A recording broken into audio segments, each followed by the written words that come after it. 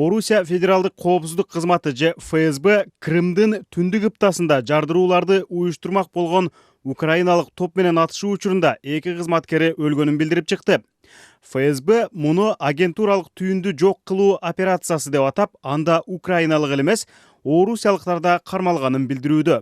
Бирок алардын саны, аты жөнү ким айтыла элек. Болгону террордук актылар аймактагы шайлоолордун алдында социалдык саясий абалды туруксуздаштыруу максатында жасалмак делет.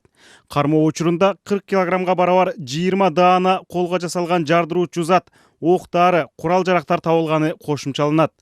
Окуя 7 августка оогон түнү болду делет. Маалымат 10 августта гана жарыкка чыгып жатканы көпчүлүктү таң калтырууда.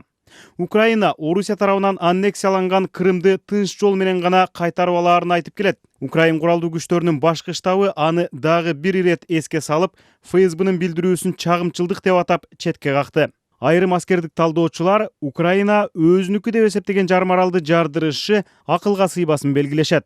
Украиналык аскер эксперти Олег Жданов муну Орусия өзү атайын уюштурган деп эсептөөдө.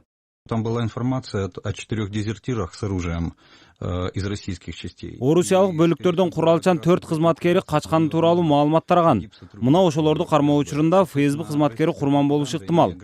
Пропаганда боюнча тажрыйбасы мол орус тарап муну башка максатта колдонуп, украиналыктар Крымда теракттарды даярдаган деп көрсөтүшү толук мүмкүн. Биздин башкы штабтын деле акыл эси ордунда да. Ошон үчүн Украина ушул тапта диверсия жасап, Крымдагы жагдайды дестабилдештирүүгө бармак эмес. Украина ни в коем случае не будет. Ошол эле учурда Украин башкы штабынын расмий өкүлү Владислав Селезнёв муну менен Орусия кандайдыр бир максатына жетүүнү көздөөдө деп чечмелейт. Российская Федерация намагается расхитать ситуацию. Орусия долуланып, карандай калп маалымат таратуу менен тынчтыкты бузгусу келип жатат. Мындай маалыматтар өткөн жекшембиден тарта эле интернеттеги социалдык тармактарда жайыла баштаган. Бул Крымда атайын кырдаалды курчутуп, анын артында репрессиялык иш-аракеттерди баштоо үчүн жасалды. Этап репрессивных дий по відношенню до місцевих мешканців. Бул арада айрым украиналык эле эмес, орусиялыктагы талдоочулар эми Орусиянын кезектеги кадамдары башталаарын айтышууда.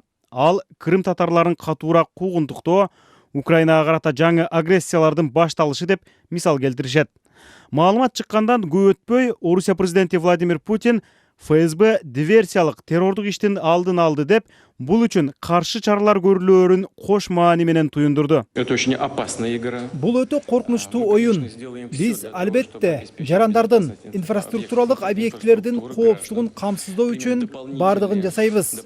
Коопсуздукту камсыздоо боюнча кошумча чараларды көрөбүз. Тургай олуттуу кошумча чаралар болот. Техникалык жана ал эле эмес.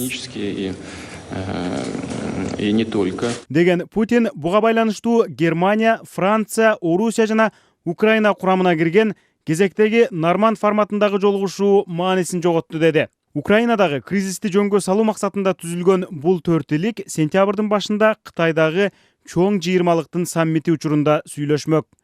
Орусия Крымды 2014-жылы референдум менен өзүнө кошуп алганын бетке кармайт.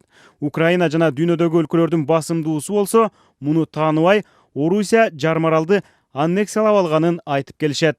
Али Токтакунов, Азаттык.